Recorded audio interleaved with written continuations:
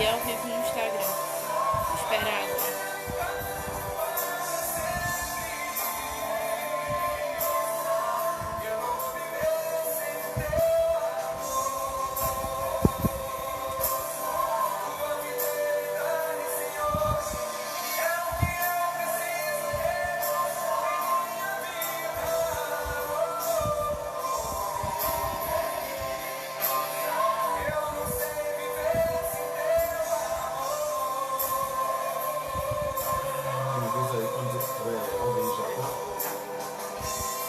Com o braço na mesa.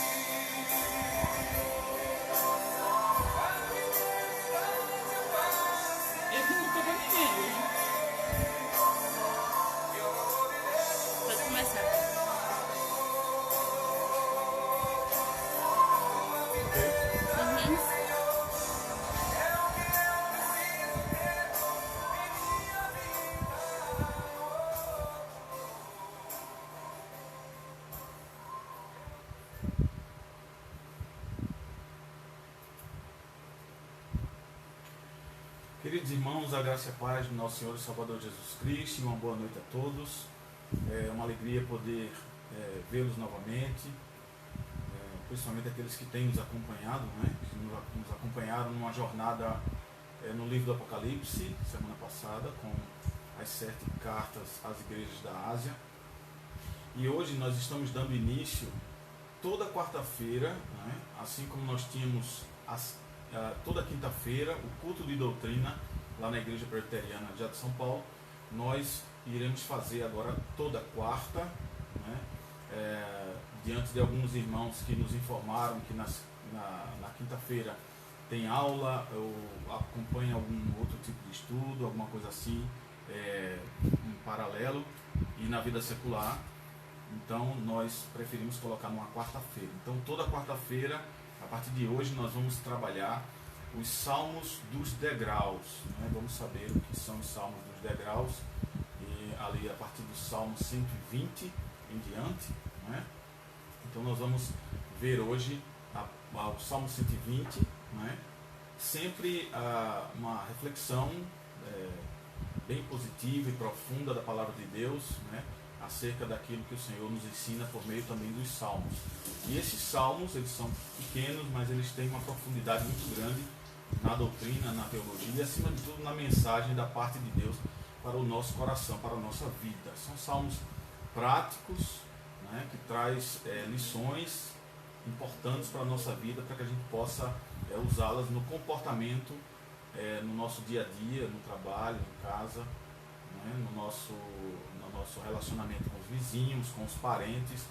Então, é extremamente importante e edificador para a nossa vida. Então, nós queremos hoje iniciarmos aqui esse momento com uma oração, agradecendo a Deus por estarmos aqui na sua presença mais uma vez, para podermos obter a mensagem do Senhor, da sua palavra, a essência da mensagem do Senhor, aquilo que propriamente Ele quer dizer por meio da sua palavra, principalmente aqui nesses salmos dos degraus, a partir do salmo 120.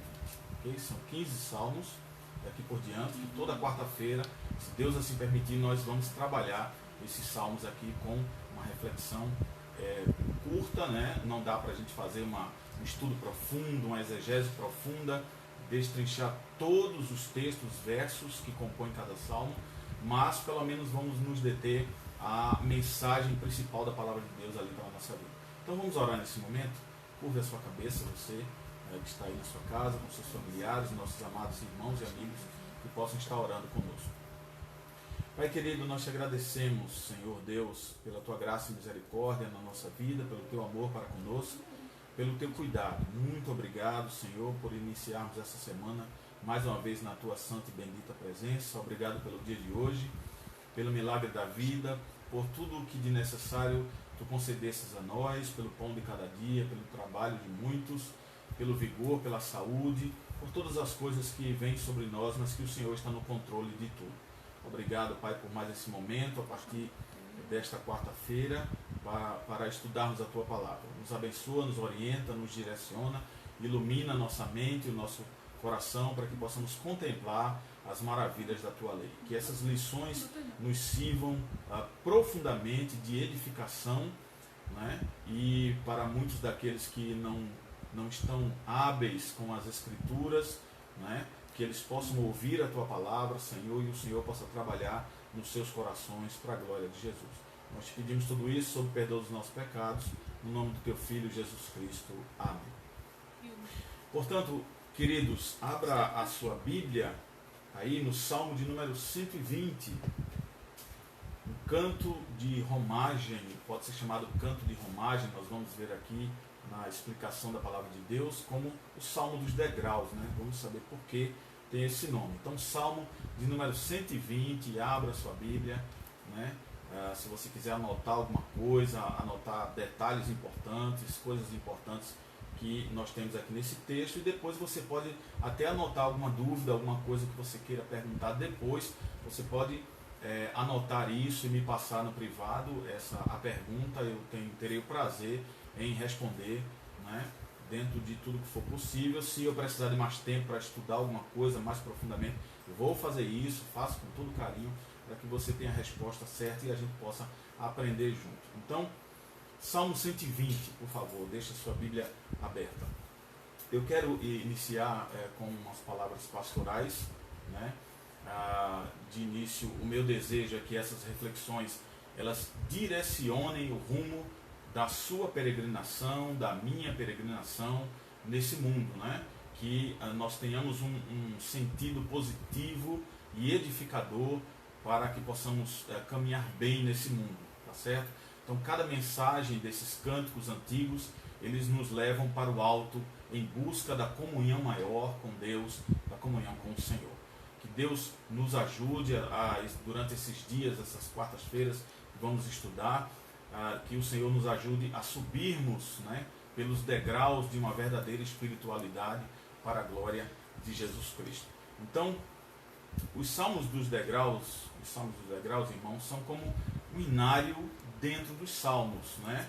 Muitos conhecem os salmos, o livro dos salmos, que são divididos, né? E contém 150 salmos, ele é composto por 150 salmos, e são cânticos, né? São poesias, é um livro poético. Então, nós podemos dizer aqui que esses salmos dos degraus, a partir do Salmo 120, ele é como um inário dentro do salmo, né? Um cântico dentro de outro cântico, vamos considerar assim. Eles eram cantados quando Israel peregrinava, né? Andava no deserto, em direção a Sião, que iam para o monte de Sião, iam adorar ao Senhor, iam ficar diante do tabernáculo do Senhor, onde iam louvar o nome do Deus de Israel e do nosso Deus. Então, cada passo aqui, ou a cada degrau, né, representava e deve representar para nós, à medida que formos estudando, uma lição sobre relacionamento com Deus. Então vamos considerar assim, a cada degrau que subirmos, ou seja, a cada salmo que estudarmos aqui, que nos sirva em nome de Jesus para a lição, a mim e a você, para um melhor relacionamento com Deus. Ou quem sabe para aqueles que ainda não encontraram o verdadeiro Deus, possam se encontrar com Ele para a glória de Cristo. Então essas lições bíblicas aqui, elas tinham uma grande importância para o povo, assim como ela tem uma grande importância para mim e para você, tá certo? Então hoje as lições aqui dos Salmos, dos degraus, são alimentos poderosos para a nossa vida, né? Num mundo que vivemos, numa sociedade bem complicada, né? Com tanta dificuldade, um mundo que confunde a nossa percepção de existência. Então, nós, com esse salmo, ou a partir desse salmo, nós vamos, se Deus quiser, moldar o nosso caráter, né? Moldar o nosso coração. E esses salmos certamente nos darão esperança diante das verdades de Deus para a nossa edificação. Tá bom? Então, que o Senhor nos abençoe durante o comentário deste salmo. Vamos lá, Salmo 120. O Salmo 120, ele fala sobre paz. Nós vamos usar aqui muito a palavra peregrino, porque o povo peregrinava, né?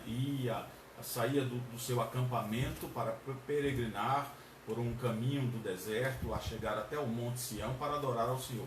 Então é uma caminhada, tá certo? É uma caminhada. Então, a paz que esse peregrino está procurando, aqui está almejando, né? E vamos chamar o salmista desse peregrino, porque é ele que escreve esse cântico, né? E vamos considerar aqui a viagem dos peregrinos. À medida que esses peregrinos viajam, caminham até a adoração ao Senhor, nós também caminharemos com eles para nos sentirmos ser edificados pelo Salmo. Então, o Salmo 120, ele dá sequência aos cânticos que se estendem ali até o Salmo 134, tá certo? Então, cada poesia, né, cada salmo, ela recebeu um título que vai variar aí conforme as traduções que vocês tenham, né? Bíblias de diversas traduções, então os títulos talvez mudem, como alguns têm aí cânticos, o cântico, né, dos degraus, para outros aparece como cântico da ascensão, e em outras traduções o cântico de romagem, que talvez seja comum essa expressão na maioria das Bíblias. Então, o significado aqui do título, né, está relacionado justamente à saída do povo da Babilônia, né, chegando ali diante de 15 degraus, vamos considerar assim, que são cada salmo, né, os 15 degraus do pátio que levava até o monte onde iriam adorar ao Senhor. Então, nas viagens desses peregrinos, eles faziam essa caminhada e subiam esses 15 degraus aqui.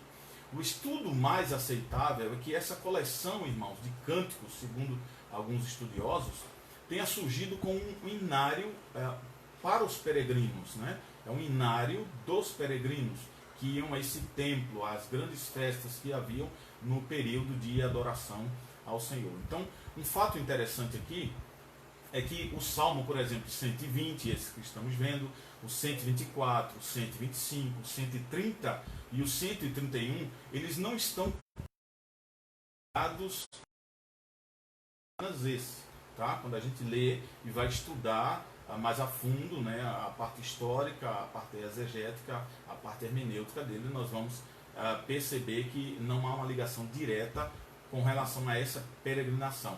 Mas eles entram nessa lista a partir de outras fontes, né?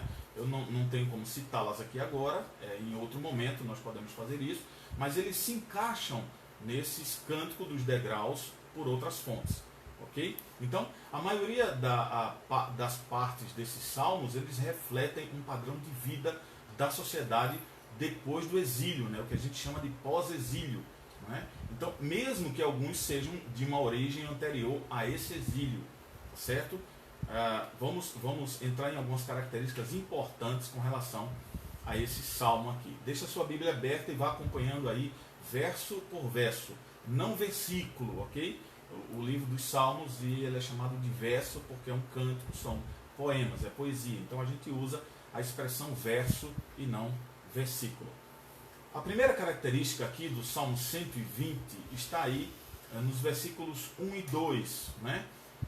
O salmista demonstra aí, ele escreve aí um clamor por livramento. Você pode ler quando ele inicia o salmo dizendo: Senhor, livra-me. Essa expressão que dá destaque a esse clamor por livramento por parte do salmista. O salmista está angustiado, né? Por essa palavra aí, por essa frase dele, a gente percebe que ele está angustiado. Ele está numa situação em que ele parece pedir para se livrar ou para que Deus o livre de pessoas falsas, né? Pessoas que vão usar a língua e a mentira contra esse salmista. A gente vai ver isso um pouco mais detalhado mais à frente. Então, o salmista está angustiado. E o seu pedido aí de livramento se baseia, né, na ajuda que Deus lhe deu no passado, não é? Com situações parecidas. Então, ele usa a expressão Senhor, livra-me, como se o Senhor já tivesse antes, né, livrado e certamente o já livrou de outras situações. Por isso ele crê, ele acredita que o Senhor o livrará mais uma vez. Por isso ele diz, Senhor, livra-me. E o seu pedido de livramento, né, que tem base naquilo que foi no passado, que Deus já o livrou no passado, nos faz lembrar de que alguns dizem que aqui ele se baseia numa referência a dois difamadores, né? Quem lembrar dos nomes Sambalá e Tobias vai lembrar de uma narrativa bíblica lá do livro de Neemias, capítulo 4, versículo 6, aonde nós vemos o relato, a história de que Neemias é chamado pelo Senhor a reerguer os muros de Jerusalém, né? A levantar novamente os muros ali de Jerusalém. E Sambalá e Tobias foram dois personagens importantes naquela história, mas foram personagens perversos, maldosos contra Neemias. Eles eram extremamente, profundamente contra a obra de Deus e principalmente o que Neemias ia fazer, tá certo? Enquanto ele profeta e reconstruindo os muros de Jerusalém, esses dois, né, cidadãos aparecem aí contra Neemias. E eles usam palavras difamatórias, caluniosas, mentirosas contra Neemias. Essa é a relação aqui do clamor por livramento por parte do salmista no Salmo 120. Tá bom? Então acompanha aí essa linha de raciocínio. Essa é a primeira característica desse salmo, né? O pedido do salmista por livramento e essa relação, né, dele pedir a Deus para que Deus o livre dessas pessoas, e em relação ao livro de Neemias com esses personagens aqui, Tobias e Sambalá. Então, muito bem, a segunda característica aqui do Salmo parte já para o verso 3 e o verso 4, aonde agora entra uma pergunta, um questionamento por parte do salmista sobre recompensa, tá certo? Então, ele tem uma expressão aí, o que te será dado, né? E essa expressão, a quem será dado, ou o que será dado, ele não está relacionando apenas a pessoa, mas ao fato de alguma coisa na pessoa, ou seja, a língua, né? O que será dado a essa língua como recompensa? O que será dado a esse que fala mal? O que será dado a ele como recompensa? A língua, irmãos, mentirosa, ela é dona de um destaque diante de Deus muito perigoso, porque vem juízo de Deus em cima daquele que fala mal, daquele que calunia, daquele que mente, né? Então, a língua mentirosa, né, e o dono dela sofrerão danos por parte do juízo do Senhor. E a resposta dada a essa pergunta que o salmista aqui faz, e é o que a gente chama de pergunta retórica, né? É aquela pergunta que você faz mesmo sabendo a resposta. Aí você faz a pergunta retórica, né? E ele faz essa pergunta, né, com base na ofensa que foi dita por aqueles que falam mal, que caluniam, né? E a expressão flechas aí afiadas e brasas vivas serão a recompensa. Veja, o salmista já tem mais ou menos aí um entendimento pela questão da lei moral, de que aquele que fala mal, aquele que mente, aquele que calunia, ele não terá bênção da parte de Deus. Certamente ele terá juízo, ele terá disciplina, né? Ele não terá uma boa recompensa, mas uma recompensa que vá discipliná-lo, trazer algum dano. Por isso, é uma pergunta retórica. Ele pergunta, mas mais ou menos sabendo qual seria a resposta. Essa é a segunda característica aí do Salmo 120, no verso 3 e no verso 4, onde há uma pergunta sobre recompensa. A terceira característica está nos versos 5 a 7, onde há um pedido por paz, né? Então, ai de mim, é a expressão do salmista, aí ele tem essa expressão no texto, sou pela paz, né? A lamentação aí do salmista parece ser necessário, porque ele anda com os inimigos sedentos de sangue. Ele clama a Deus por paz. Senhor, ai de mim, eu preciso de paz, porque quem anda comigo não é do bem, né? Eu ando no meio de lobos, de pessoas perversas, né? Mas há algo interessante que nós vamos ver com relação a esse texto um pouco mais à frente, tá certo? Mas ele pede isso, ele faz esse pedido pela paz, ele roga pela paz, ok? Então, ele cita também, dentro desse contexto, duas cidades aí, Meseque, que ficava na Ásia Menor, né, naquela região da Ásia Menor, e Quedar, muito distante da região da Ásia Menor, que ficava no deserto árabe, certo? Ao sul ali mais ou menos de Damasco. Então, esses lugares aqui são citados pelo salmista no uso simbólico, e nós vamos ver porque ele usa o nome dessas duas cidades simbolicamente aqui, para representar também, principalmente, o poder que tinham os bárbaros, aqueles que perseguiam a ele, né? Que estavam rodeados ali, perseguindo o salmista. Mas não apenas por isso, mas as cidades também simbolicamente representam maldade, certo? Maldade. Vamos lá, vamos fazer aqui uma análise e colocar a mensagem do texto em pauta, para que possamos tirar delas lições muito importantes. Então, um dos grandes desafios, irmãos, da nossa vida, da minha e da sua vida, vamos sempre pensar assim, à medida que a gente vai caminhando aqui, eu vou falando, você vai tomando esse salmo, as características dele, como o salmista se comporta, como ele se comporta com Deus, o que é que ele pede, qual a sua ansiedade, não é? Qual o resultado que ele espera do Senhor. Então tome isso também para você, assim como à medida que eu lia o texto e estudava, eu também estava tomando para mim e tirando lição. Então, lembrando, um dos nossos grandes desafios, né, um dos grandes desafios da nossa vida, seja em ser um líder ou não, você que está aí me vendo, né, e acompanhando, você pode não ser líder de uma igreja, ou pode não ser, mas vamos entrar dentro desse contexto, né? Na verdade, esse contexto ele se estende a todos, porque ele vai falar principalmente no saber controlar a nossa língua. E o controle da língua é saber se controlar no que falar. Nós precisamos saber como falar, o que falar, não é? Não apenas como se expressar de uma maneira ortográfica, de uma maneira do melhor uso da norma culta da língua portuguesa, não é isso. Não é essa maneira culta de falar, mas é como nos comportamos quando falamos com alguém ou de alguém. Essa é a questão aqui do salmo, certo? Então nós precisamos ter o cuidado em saberem controlar a nossa língua. É isso aqui que está se passando com o salmista. Alguém que comece a distorcer as suas opiniões, por exemplo, né? Quem não já passou por isso?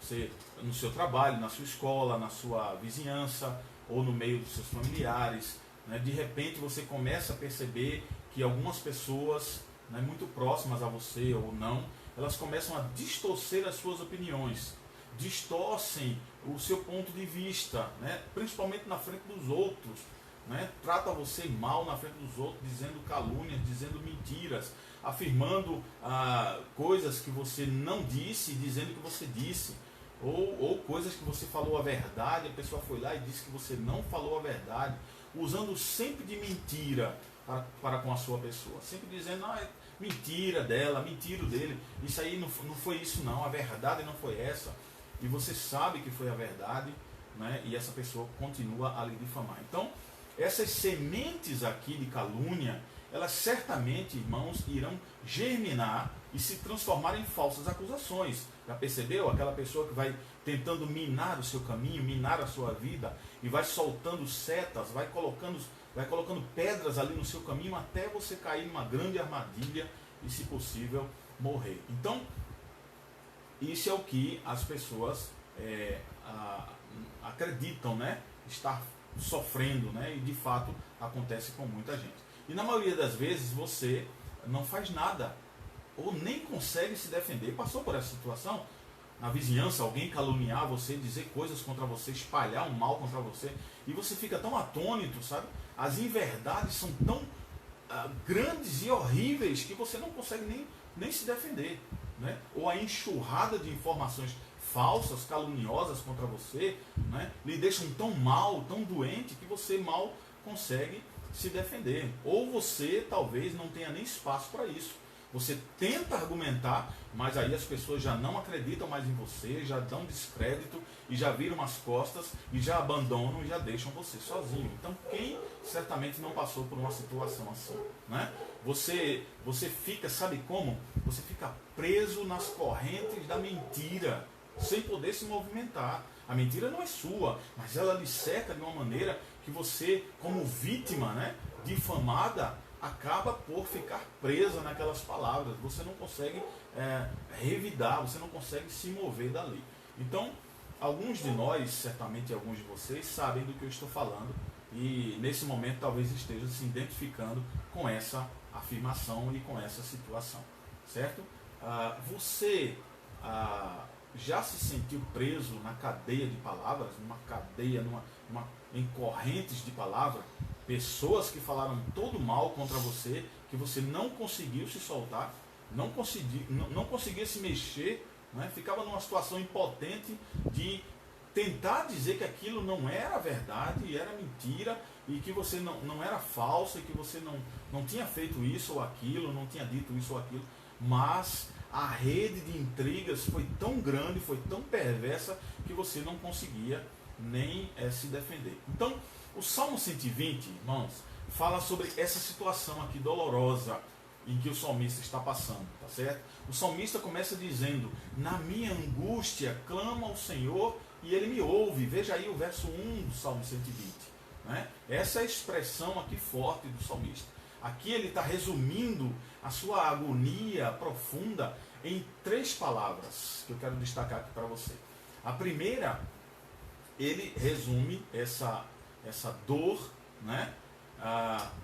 Na primeira palavra, angústia. Né? A palavra se refere aqui, tem um significado. Eu já dei esse significado dessa palavra angústia em textos passados, em outras ocasiões aqui, mas ela se refere a um lugar de confinamento. Não é? A angústia é um lugar de confinamento, é um lugar fechado, é um lugar onde você não consegue fugir, você está preso completamente, sem poder se mexer, inclusive sem poder até respirar. O aperto é tão grande que você não consegue se mexer, você não consegue respirar. Isso é o significado profundo aqui na Bíblia para a palavra angústia, e o salmista usa essa palavra aqui. A segunda palavra que ele usa é clamor.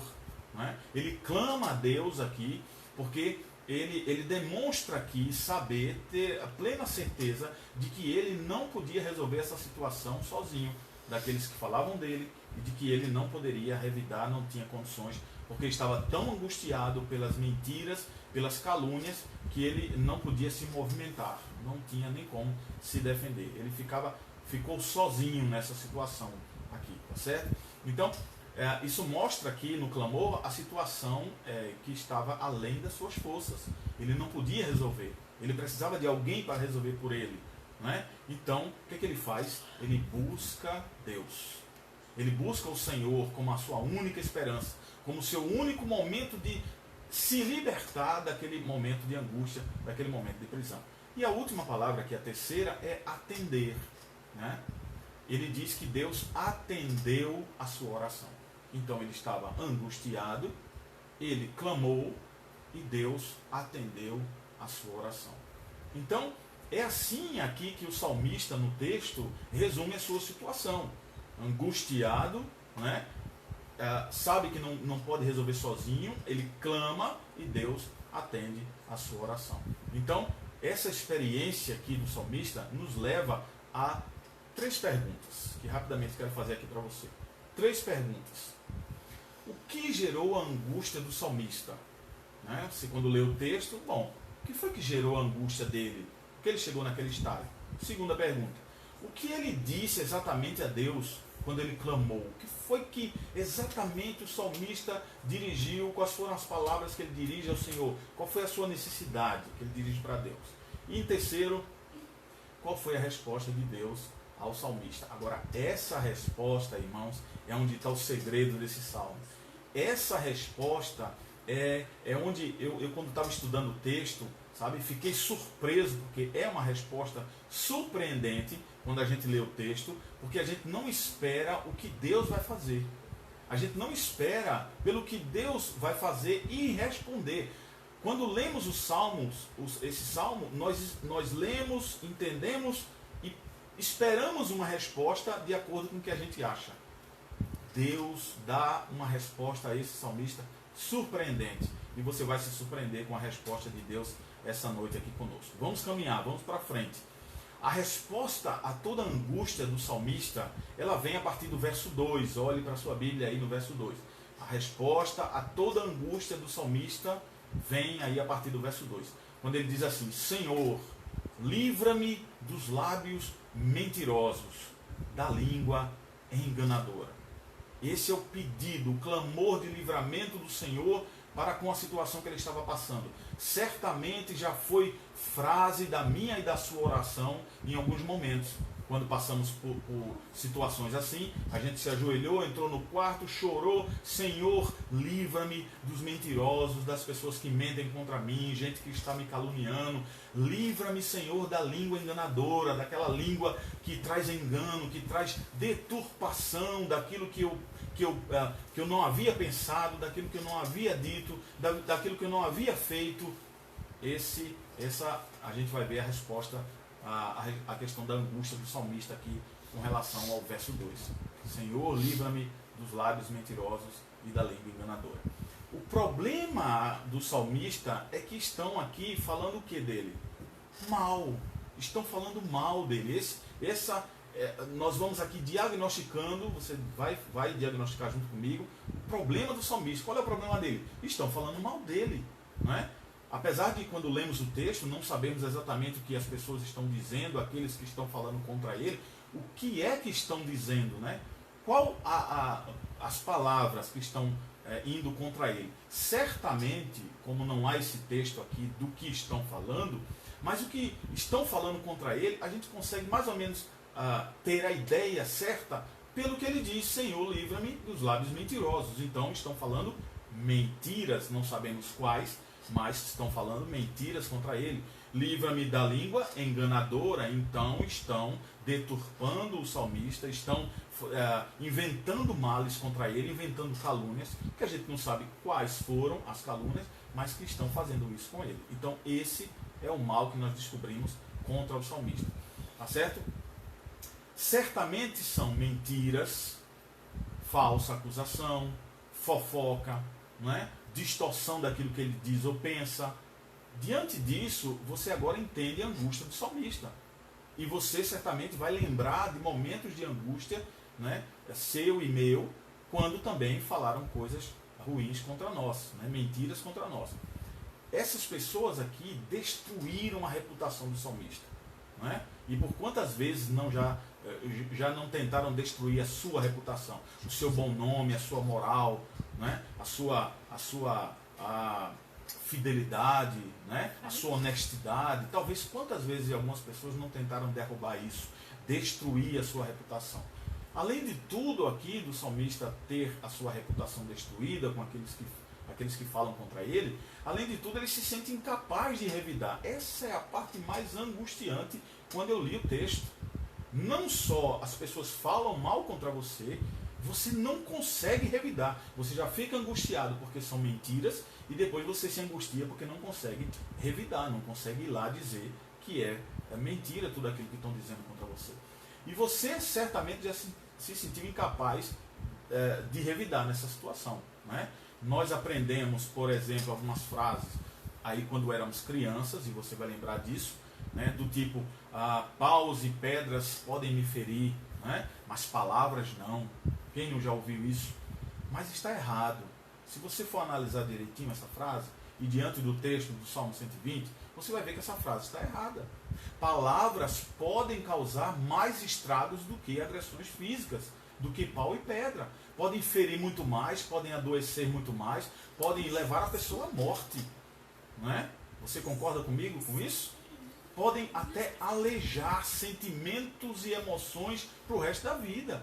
Tem gente que não se cura, que adoece pelo resto da sua vida, morre angustiado, como que com uma faca no peito, um punhal no coração enfiado ali, até o fim da vida, de tanta tristeza, por palavras que foram ditas de uma maneira maléfica contra ela. A língua do qual trata o Salmo 120, irmãos, aqui, é um órgão do corpo que tem o seu valor quando é usado para o bem. Né? Quando é usada assim, ela edifica, ela conforta, ela ensina, ela encoraja, corrige, incentiva, né? Entre outras coisas. Mas quando essa língua poderosa é usada para o mal, aí nós vamos nos lembrar do que diz a carta de Tiago, lá no capítulo 3, de 3 a 5. Ora, diz Tiago, se colocamos freios na boca dos cavalos para nos obedecerem, também lhes dirigimos o corpo inteiro, né? Colocamos ali o cavalo para onde nós queremos com as rédeas. Mas aí ele continua, né? Observar igualmente os navios que, sendo tão grandes e batidos de rijos ventos contra eles, né? Por um pequeno leme que tem lá embaixo ali do navio, são dirigidos para onde queira o impulso do timoneiro, do capitão. Ele bota para onde ele quer, com um pedacinho lá, apenas tão pequeno daquele leme. Assim, ele diz, a língua é um pequeno órgão que se gaba de grandes coisas, né? Se enche de grandes coisas. E aí a exortação dele é: vede como uma fagulha põe em brasas tão grande selva. Como apenas uma mentira, pequena mentira, pode fazer pegar fogo toda uma floresta. Pode criar um problema gigantesco, afetando diversas pessoas, pode trazer um grande mal. A língua, irmãos, também é a porta que pode dar para o céu ou o inferno. Por isso que ela é tão importante na hora de edificar, né? E tão advertida na hora de causar o mal. O próprio Senhor Jesus Cristo, né, ele diz, digo-vos que toda a palavra frívola ou fútil, né, essa palavra frívola aí é uma palavra fútil, tola, inútil, sem edificação, que vai para magoar, né? Toda essa palavra que disserem os homens, dela darão conta no dia do juízo. Porque pelas tuas palavras serás justificados, e pelas tuas palavras também serás condenado. Então está aí esse pequeno órgão que pode causar um problema gigantesco entre a tua salvação e a tua perdição. Certo? E por que Jesus diz isso? Por que Jesus usa essa palavra tão pesada?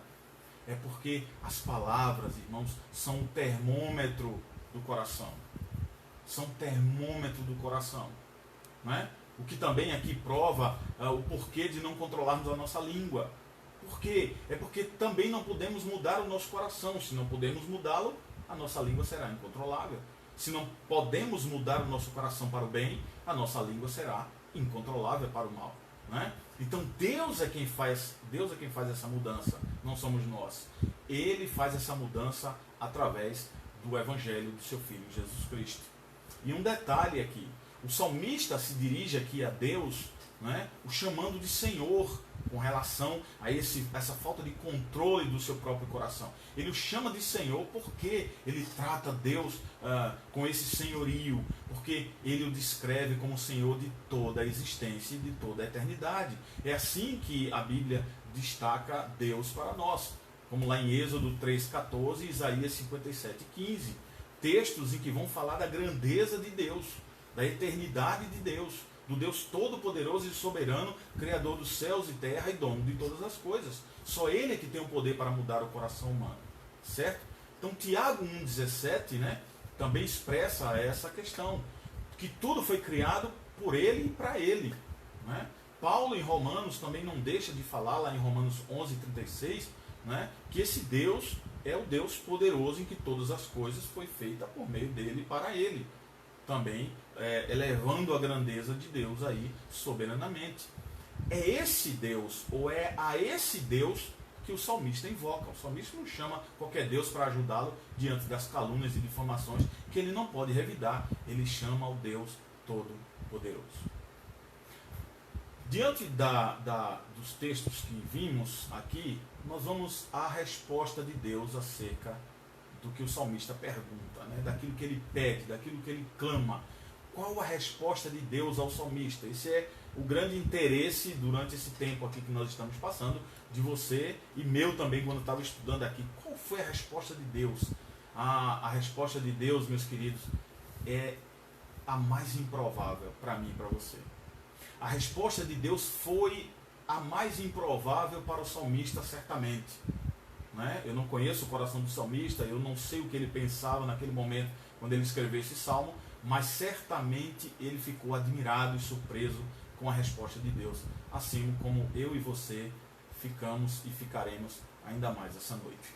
Do verso 3 ao verso 7, vem aí a resposta improvável de Deus. O salmista aqui, ele pede para se libertar dos mentirosos. Ele clama por libertação daqueles que têm a língua enganadora. Ou seja, ele pede para que Deus desse um jeito naqueles que estavam acusando ele e caluniando também, né? Talvez, se coloca agora no lugar do salmista, fosse o seu pedido e fosse o meu pedido. A gente já não estava aguentando mais de tanta angústia e tanta pressão. Qual era a nossa solução na hora da oração? Senhor, dá cabo desse povo, dá cabo dessa gente, né? Tira esse povo de perto de mim, destrói eles, né? Dá um jeito neles, que eu não aguento mais tanta calúnia e tanta difamação. Então, talvez o nosso pedido fosse extremamente igual ao do salmista, né? Mas, para a surpresa do salmista e para a nossa surpresa, Deus responde a oração do salmista, sabe como? Não mudando a sua situação. Deus responde a oração do salmista, grave bem isso, não mudando a sua situação, o seu contexto, o que ele estava vivendo. Deus não muda a sua situação, mas Deus muda o seu ponto de vista, a maneira com que o salmista olha a situação. Ou seja, Deus não tira ele dali, daquela situação, nem tira os inimigos dele, aqueles que falavam mal deles, de junto dele. Deus não muda o seu meio. Que coisa interessante, né?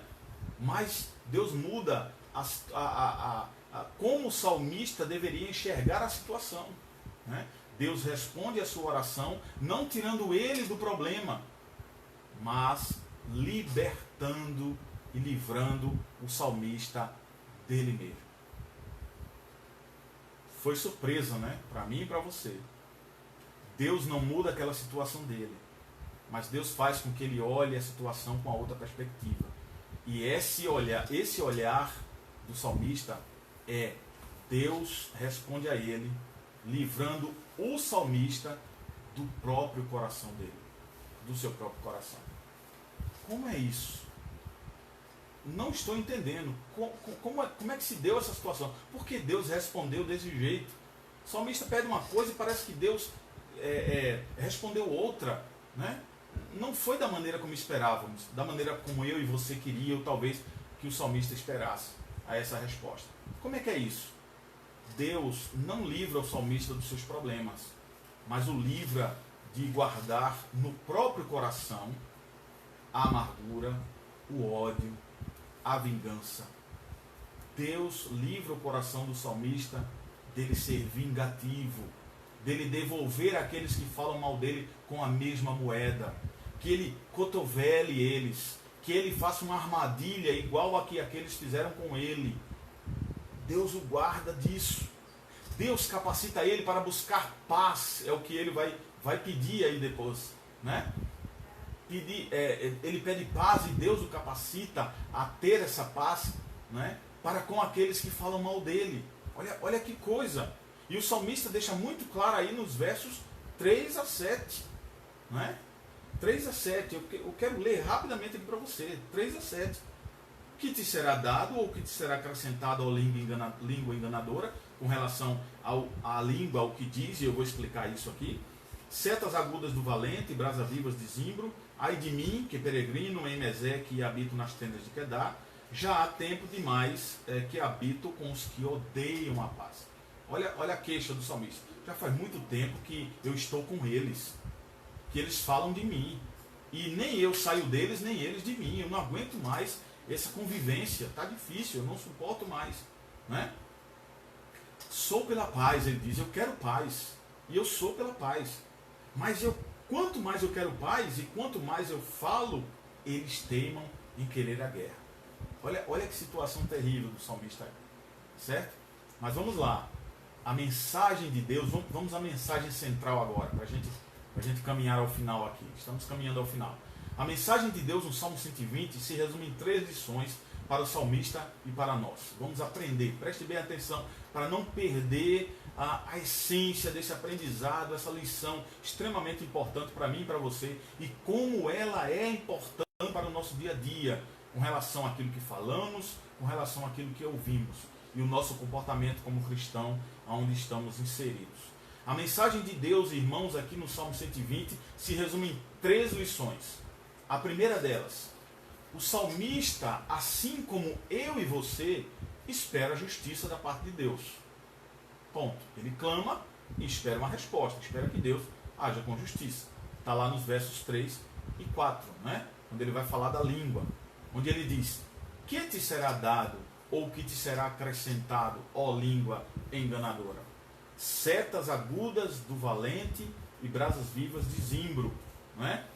Deixa eu explicar para você. Há duas interpretações aqui acerca desse trecho, dessa frase que o salmista diz aqui. Começando quando ele diz aqui brasa vivas de zimbro, né? O que é brasa vivas de zimbro? O que é zimbro? Né? O zimbro é uma árvore muito vista ali em algumas leituras, há muitos textos no Antigo Testamento. A árvore de zimbro, né? ela continha uma madeira ótima, muito boa para o fogo. À medida que se botava essa madeira lá, né? Cortava, virando lenha e botava ela lá, os israelitas usavam ela e elas, quando acendiam fogo, elas duravam muito tempo, passavam muitas e muitas horas, praticamente quase o dia todo queimando ali. Era uma madeira de extrema qualidade, tá certo? Ela queimava por muito tempo, mas guarda a informação dela queimar por muito tempo.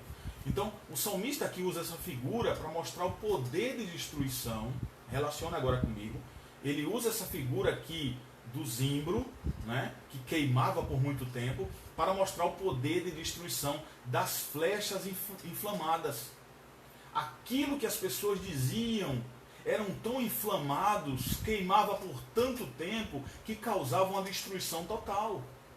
Né? Ele mostra aqui o quanto pode causar mal uma língua mentirosa.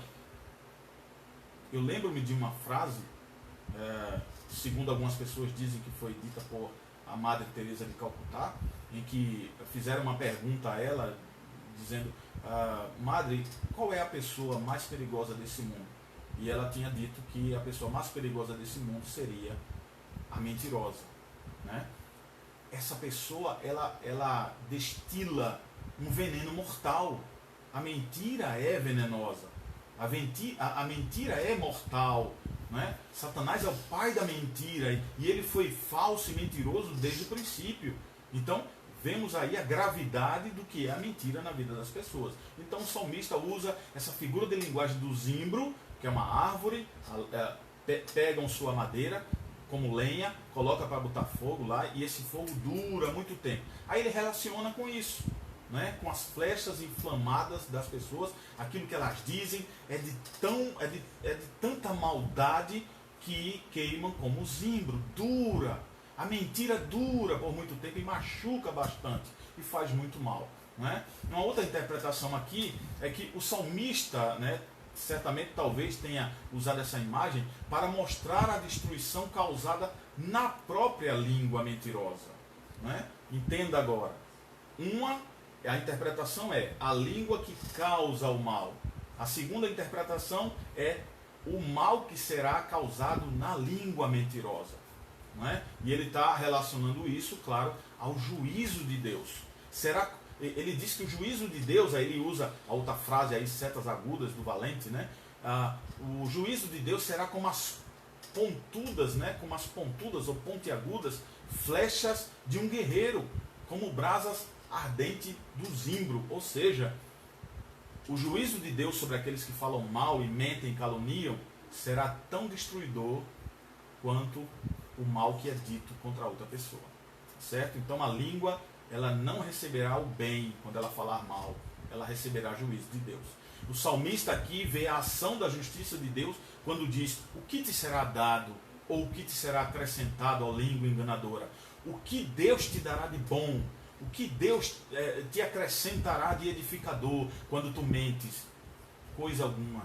Serás destruída, serás flamejada pelas setas, o que ele usa aqui de as flechas pontiagudas da ira de Deus, do juízo de Deus sobre os mentirosos e sobre aqueles que são caluniadores.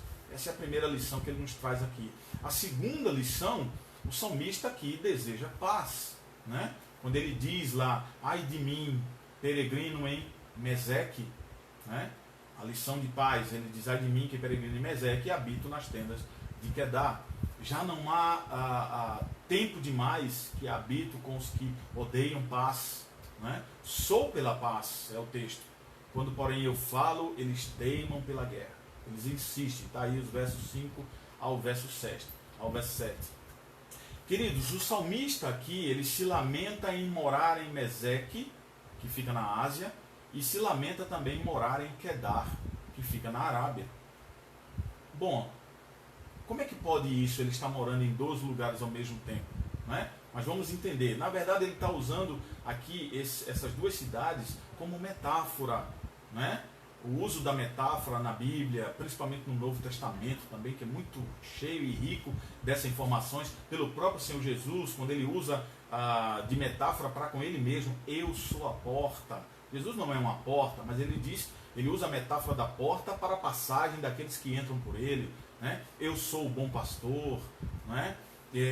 Então, outros usos de metáfora, né? Quando ele faz para consigo ou quando outras pessoas usam para alguma coisa, né? Então isso nos dá a entender com mais facilidade um texto no qual lemos. Então o salmista aqui está usando essa metáfora, né, com relação a essas 2 cidades, dizendo que essas pessoas são companheiras deles, israelitas, né? E ele usa essa metáfora para falar sobre aqueles que lhe odeiam e lhe falam mal, e que essas pessoas são companheiros dele.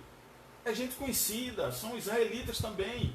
Né? A conclusão a que chegamos quando vemos isso é viver entre aqueles que odeiam a paz é como viver nas cidades pagãs de Meseque e Quedar. É isso, é a metáfora que ele usa.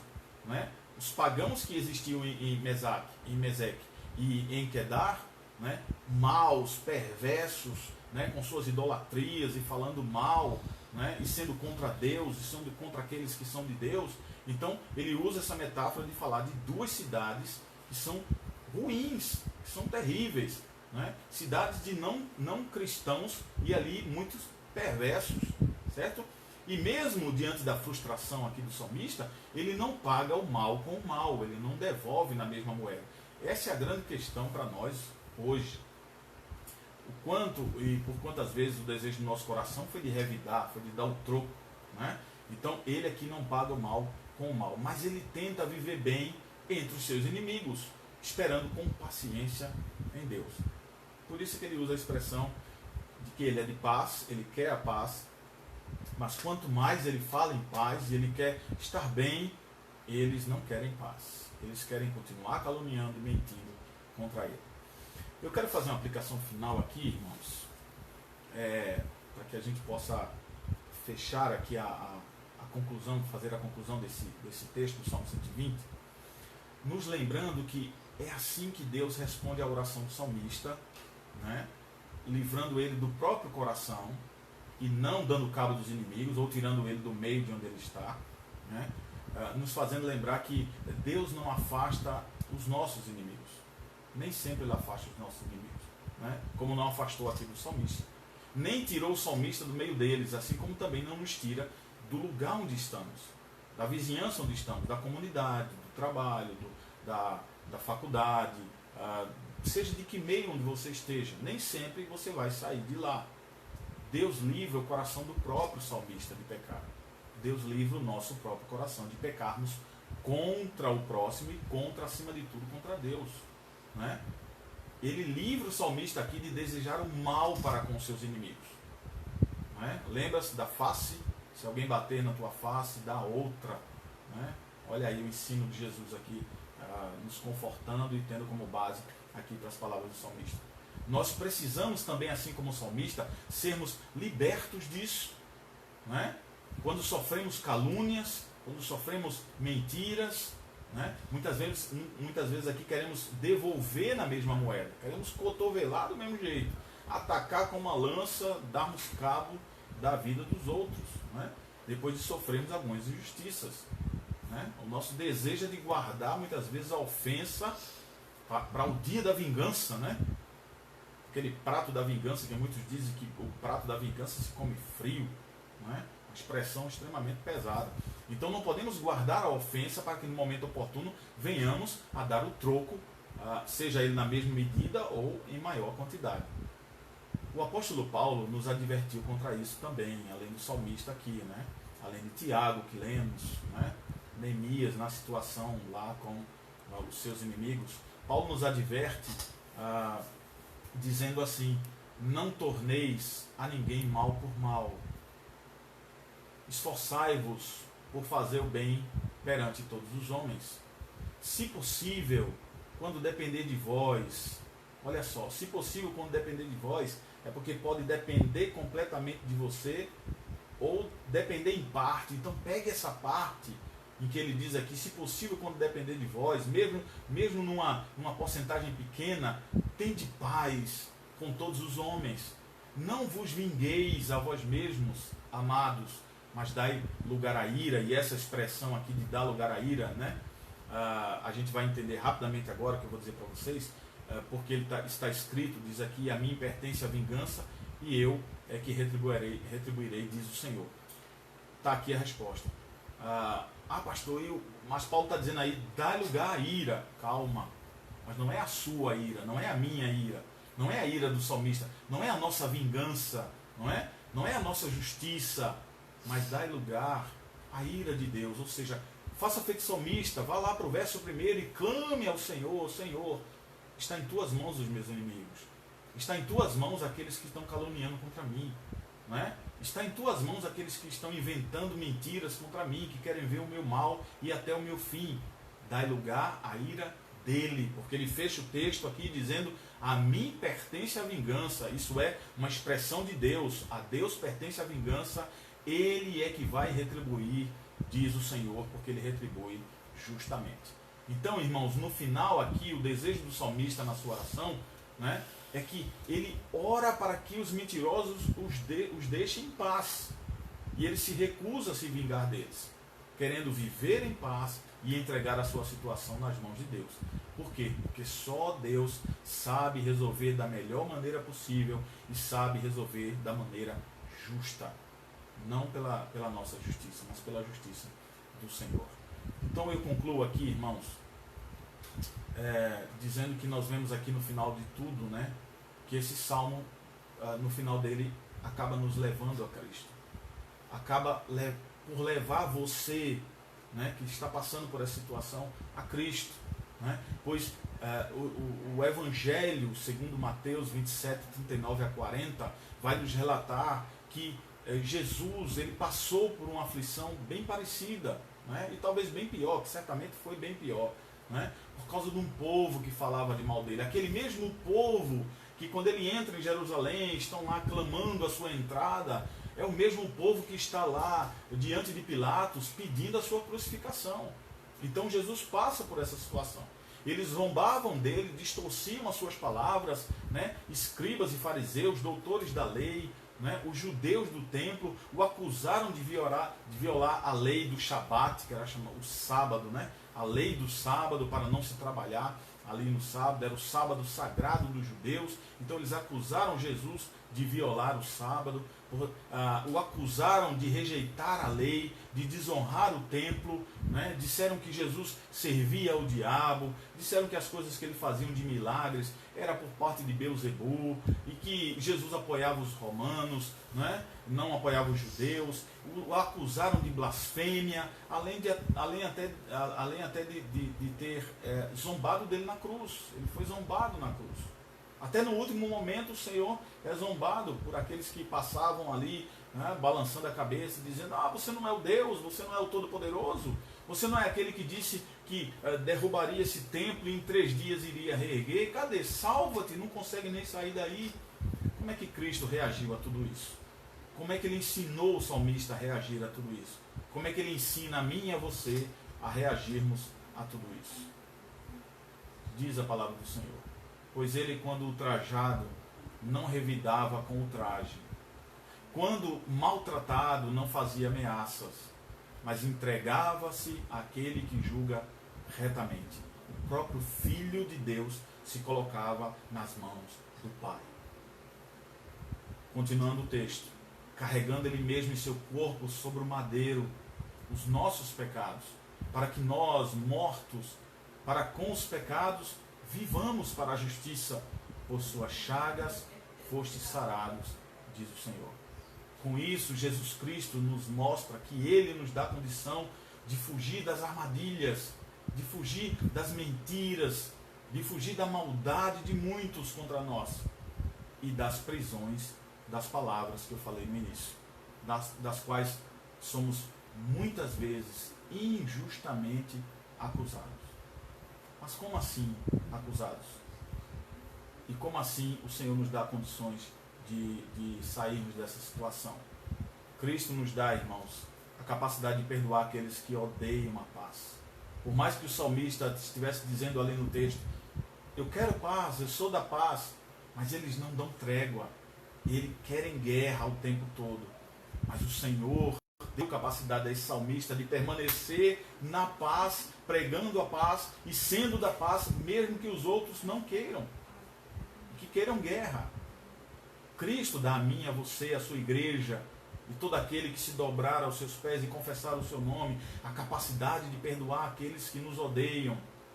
Quando estamos com Deus, somos constrangidos pelo amor de Deus. Esse constrangimento do amor de Deus no nosso coração silencia o nosso desejo de vingança, assim como o desejo de vingança do salmista foi silenciado. Ele não queria guerra, ele queria paz. A presença de Cristo, irmãos, em nossa vida permite que eu e você viva na terra de Meseque e de Quedar ao mesmo tempo, cercado por pessoas, gente que nos odeiam e queiram a guerra e não a paz. Mas eu encerro com as palavras do apóstolo João lá em Apocalipse capítulo 1, versículo 17 e 18. Mas o Senhor diz, não temas, eu sou o primeiro e o último, aquele que vive, eu sou o primeiro e o último, e aquele que vive, e que estive morto, mas que agora estou vivo pelos séculos dos séculos, e tenho as chaves da morte e do inferno. É a esse Deus que nós servimos, é a esse Cristo que nós servimos, é a Ele que nós devemos que nos submeter para vivermos em paz no meio dos homens, mesmo quando eles nos atacam e querem o nosso mal. Que Deus nos abençoe, irmãos, que Deus abençoe você e que eu espero em Deus profundamente que esse salmo tenha nos edificado e certamente me edificou, e eu espero e desejo que ele tenha lhe edificado. E na próxima quarta-feira, se Deus permitir, nós iremos caminhar ali para o Salmo 121, também para aprender a mensagem central, a essência daquela mensagem do Salmo 121. Que Deus abençoe a todos, em nome de Jesus. Eu quero só orar agradecendo a Deus por esse momento. Querido Pai, nós te agradecemos e louvamos o teu santo nome. E te agradecemos principalmente pela tua palavra, Senhor, que tem nos ajudado a sermos fortes, vigorosos diante das dificuldades, diante das más línguas, dos caluniadores e daqueles que nos querem mal. Continua nos ajudando o nosso coração a desejarmos termos paz com todos os homens, como diz a tua palavra. Abençoa o teu povo, eu agradeço pela vida de todos aqueles que nos acompanharam e vem nos acompanhando neste momento, Senhor, a leitura e o aprendizado da tua palavra, que é edificante para a nossa vida. Dá a todos uma noite de paz, tranquilidade, de descanso, em nome de Jesus. Amém. Amém. Uma boa noite, irmãos, a todos.